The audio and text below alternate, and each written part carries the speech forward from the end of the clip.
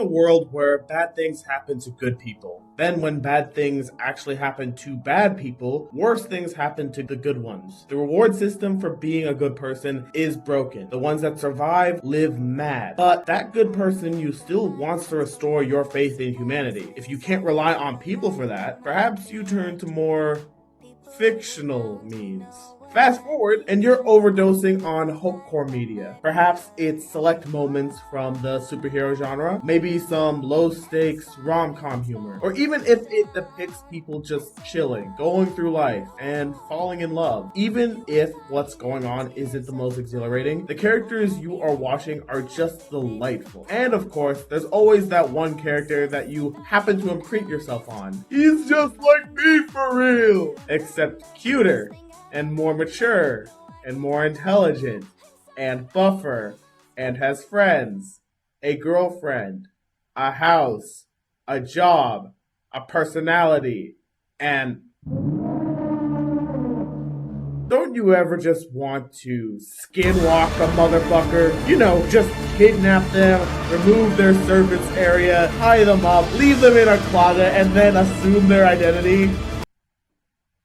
Just me? These characters and their ideal happy-go-lucky lives go from restoring your faith in humanity to bringing out your most selfish impulses real quick. Watching a fictional character have a better life than you is simultaneously therapeutic and infuriating. That should be me! Nerd from Nerd and Jock, D from Pong, and Cheaty from Good Place are all characters that I would assume the identity of in a heartbeat. They're all me, except they're not me! They have to have some of the best on-screen lives known to man, and the fact that they are all fundamentally good people too is making me tweak out like Lex. Not because I hate them, more so I envy the lifestyles they lead, while also maintaining their peace of mind and soul. And that's a good thing. No, really, having comfort characters like this to laugh with and envy is honestly one of the most important types of characters to get right. They all have struggles, sure, but they are rewarded for facing them head on and gradually evolve into better people than they already were. Most of their issues are small but relatable. I need friends and a consistent workout routine. I need to adjust to long distance with a woman I fell in love with on site. I need to learn not to get stuck in the weeds and enjoy the time and people around me. Each hurdle feels less like a problem and more like a temporary setback, which is weirdly comforting on its own. People like me who envy the lives of fictional characters will likely look at the distance of themselves from their sources of humble jealousy and say, what's the difference between my life and his, and how do I actualize this? It took me a while to admit this, but since the start of 2024, I wanted to be D.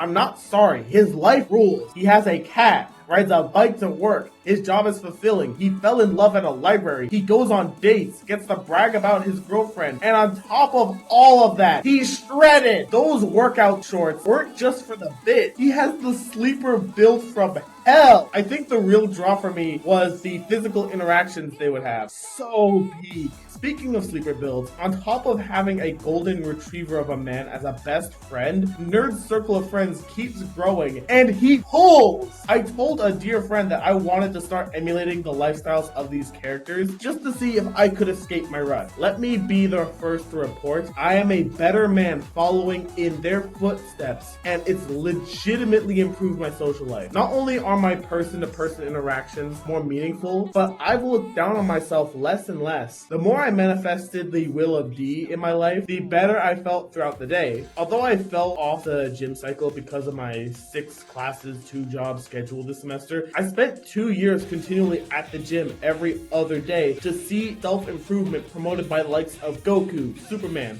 and Jock. That connected me with so many people on campus, and now people that I've spotted, practiced rugby with, and even talked to passingly will go out of their way to say hi to me. Fellas, my gym crushes will make conversation with me. I remember when people used to step off the sidewalk to the grass if we were passing each other outside. Like, the exposure was so jarring. I thought it was because I was wearing an orange beanie that I was gifted on my birthday. That was 2 years ago and I still wore it ever since. Even if I don't have the abs I wanted currently, I still have that goal in mind, which gives me an underlying personal purpose to work towards. Despite my schedule, I still put in time to experiment and build my own research-based workout routine to achieve the physique I want in November. The level of confidence I gained gave me the motivation to go after my passions, not just to get by school day by day. I have a YouTube channel now because one day I said, fuck it, I want to be that guy. I think the most important part about characters like these isn't just their lifestyles, but also their motivations. These characters tell you that you can afford to be a good person while pursuing your goals. It's still disgusting that it has to be said, but counterexamples are everywhere nowadays, and it has contributed more harm than good to people's everyday mindset. Call me J. Jonah Jameson, but I blame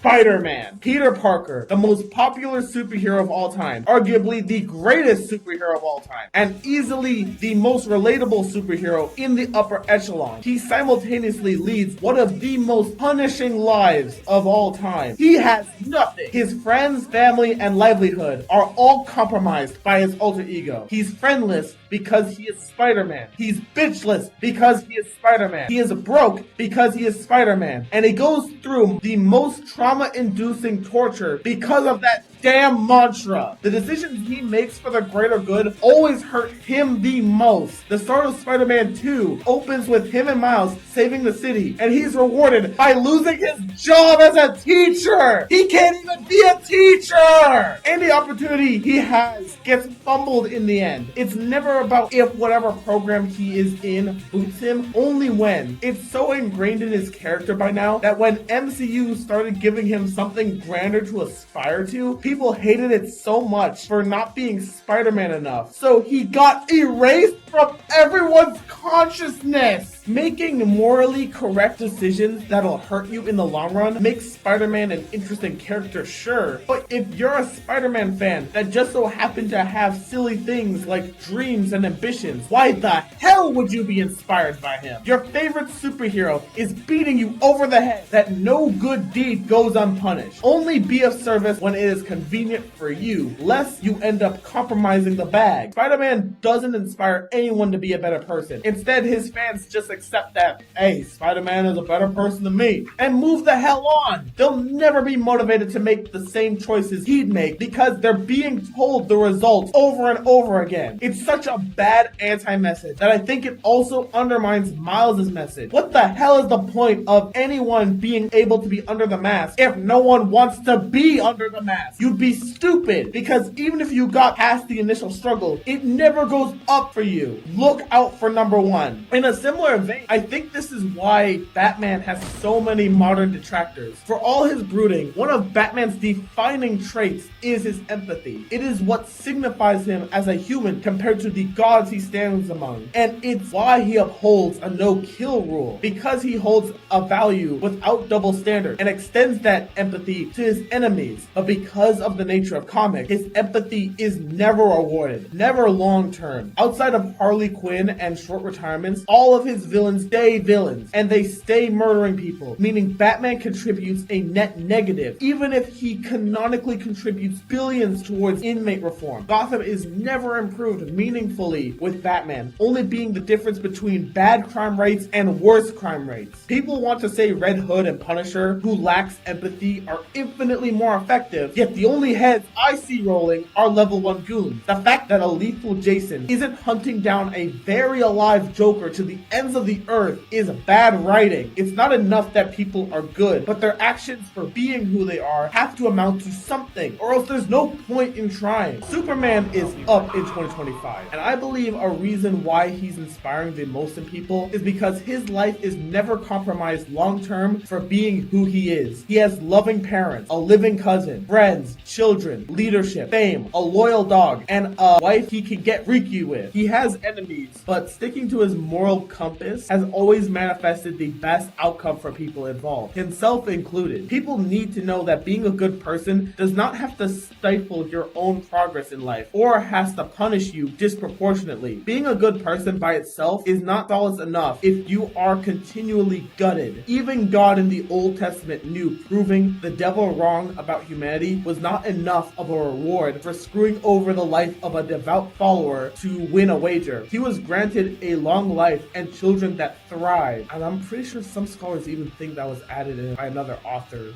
rather than the original intent. Superman can be a hero and be there for his family. Superman can save a squirrel and enjoy a hamburger with his friends. Superman can be corny enough to read all his letters from children and it doesn't get in the way of his sex life, which is way more important of a message than you think. Nowadays, Superman inspires and Spider-Man stumbles. Why is Superman 2025 one of the few superhero movies that actually felt uplifting after you watched it? Characters that lead good lives while maintaining their morals are important to preserve, now more than ever. They don't just provide an escape from doom scrolling, they show a blueprint of what you can be. Characters like D and Nerd are meant to be envied because when you look for how to become them, you end up slowly improving yourself as a person. If you've ever wanted to skinwalk a motherfucker, be honest with yourself. What do they have that I do not? Make those changes gradually until it becomes natural. Don't give in just yet.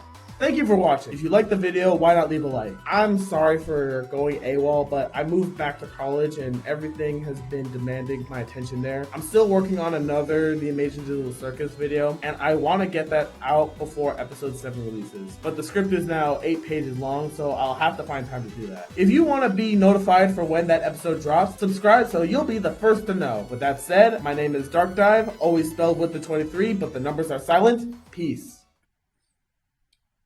And a wife he loves that are actually freaks, that